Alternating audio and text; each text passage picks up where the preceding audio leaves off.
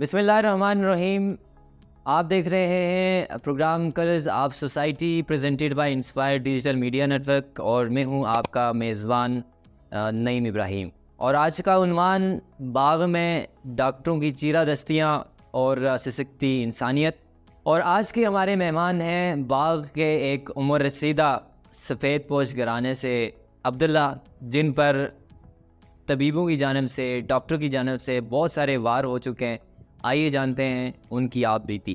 محترم عبداللہ صاحب، آپ کو پروگرام کلرز آف سوسائٹی میں خوش آمدید اور السلام علیکم. وعلیکم السلام ورحمۃ اللہ.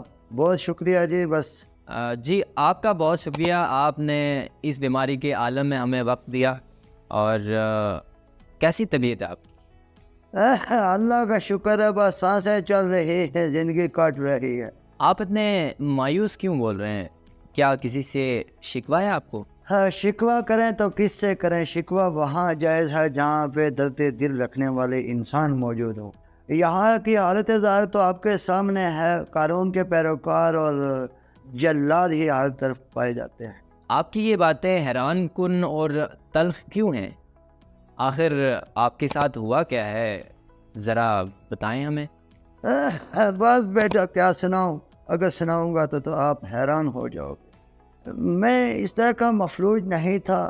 میں ایک ہاتھ سے 70 کلو وزن اٹھا سکتا تھا، لیکن کرنے کچھ ایسے ہوئی کہ 15 سال پہلے میرے سر کو درد ہوا اور ہلکا سا بخار ہوا تو میں چلا گیا سرکاری اسپتال میں. ڈاکٹر نے مجھے کچھ دوائی لکھ کر دی، وہ میں نے پرائیویٹ اسٹور سے لے لی.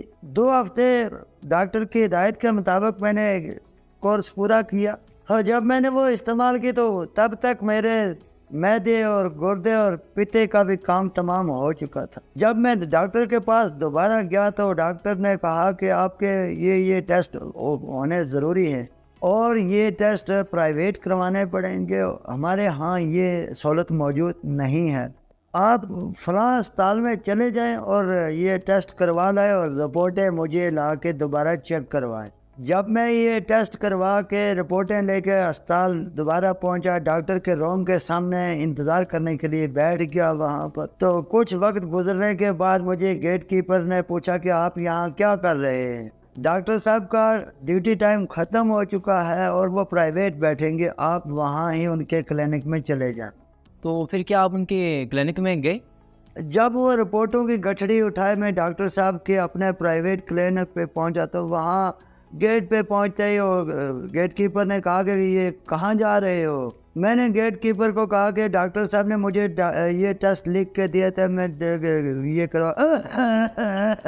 کروا کے لایا اور مجھے بہت تکلیف ہے، مجھے ان سے ملنا ہے تاکہ وہ دوائی مجھے دے سکیں. اس نے بڑے تلخ لہجے میں مجھے کہا کہ کاؤنٹر پہ جاؤ، ادھر سے چٹ کٹوا کے لاؤ.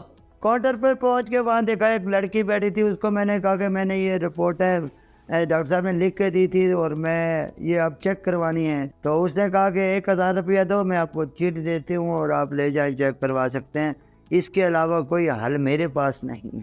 تو آپ نے چٹ لی، وہاں پہ پیسے دوبارہ دیے آپ نے؟ جی میرے پاس پیسے بھی تو کم تھے، لیکن پھر بھی مجبور تھا. میں نے چٹ لے لی اور پھر آگے میں ڈاکٹر صاحب کے روم کی طرف نکل گیا. اچھا. 1 گھنٹہ گیٹ پہ انتظار کے بعد جب ڈاکٹر صاحب سے ملا تو انہوں نے رپورٹیں چیک کی اور مجھے کہا کہ آپ کو اور اسی اسپتال میں ایڈمنٹ ہونا پڑے گا. تو پھر؟ بس وہاں سے ہی میرا زوال شروع ہو گیا. اب حالت یہ ہے کہ گھر کے برتن اور بیوی کا زیور تک کھا لیا ہے ان ڈاکٹروں نے، مگر پیٹ نہیں بھرائے، اور میری مرد پاکستان کے قرضے کی طرح ہر آئے روز بڑھتی جا رہی ہے، کبھی کچھ کبھی کچھ. اتنا عرصہ علاج کروانے کے باوجود بھی آپ کی مرض دن بہ دن بڑھ رہی ہے، تو آپ کیا سمجھتے ہیں کہ اس کی اصل وجہ کون ہے؟ بیٹا اس کی اصل وجہ میری اپنی غلطی تھی.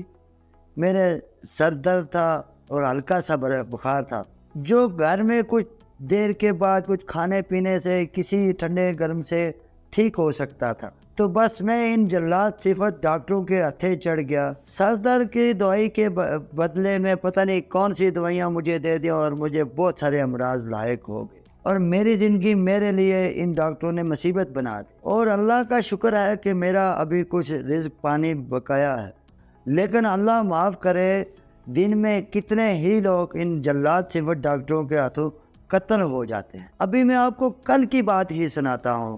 کل کیا ہوا باغ میں؟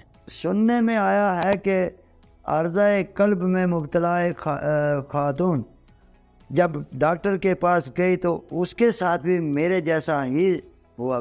پھر انہیں سرکاری اسپتال سے پرائیویٹ اسپتال میں منتقل کیا گیا اور ان کے ساتھ وہی قصابوں والا سلوک کیا گیا، چمڑی ادھیڑنے، مرض سے ہٹ کر کوئی دوائی دی گئی یا کوئی اور لاپرواہی کی گئی کہ وہ بیچاری جان کی بازی ہار گئی، جو کہ سراسر ظلم ہے انسانیت کے ساتھ۔ اس پر اگر یہاں اس جگہ پہ نظام عدل موجود ہو تو اس کی شفاف تحقیقات ہونی چاہیے، اور نہ جانے ہزاروں ایسے لوگ ان جلادوں کے ہاتھوں اپنی قیمتی جانیں دے چکے ہیں۔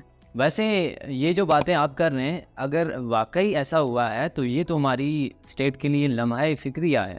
اچھا، آخر میں میرا آپ سے سوال یہ ہے کہ جو واقعات آپ کے ساتھ پیش آئے، جس کیفیت سے آپ گزرے ہیں، ان ساری کیفیات کو دیکھتے ہوئے آپ حکومت اور عوام کو کیا مشورہ دینا چاہیں گے، کیا نصیحت کرنا چاہیں گے؟ میں حکومت اور عوام سے یہی گزارش کروں گا کہ ہر آئے روز موت کے منہ میں دھکیلے جانے والی انسانیت کو بچانے کے لیے اس بے لگام مافیا کو لگام دی جائے۔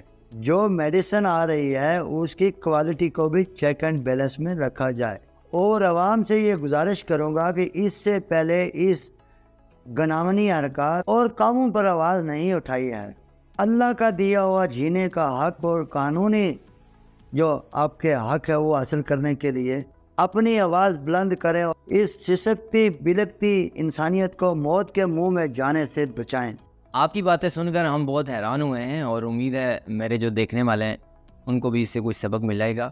بہت شکریہ، آپ نے ہمیں وقت دیا۔ انشاءاللہ پھر اس پروگرام میں آپ کو ہم دعوت دیں گے۔ اپنی صحت کا آپ نے بہت خیال رکھنا ہے، اور ملتے ہیں پھر کسی پروگرام میں۔ جی، آپ کا بھی بہت شکریہ، آپ کے پورے اس چینل کا بہت بہت شکریہ کہ آپ نے مجھے بات کرنے کا موقع دیا، اور یہ جو انسانیت کے ساتھ ظلم و ستم ہو رہا ہے اس پہ بات کرنے کا موقع دیا۔ بہت شکریہ ایک بار پھر آپ سب کا۔ جی ناظرین، یہ تھے ہمارے باغ کے معالجوں اور ڈاکٹروں کے متاثرہ جناب عبداللہ، جو ہمیں نصیحت بھی کر رہے تھے اور پیغام نہیں دے رہے تھے۔ شاید ان کے نام کے صدقے ہی ان کی سانسیں ابھی تک بقایا ہیں، ورنہ کثر تو ہمارے ڈاکٹروں نے کوئی چھوڑی ہے نہیں۔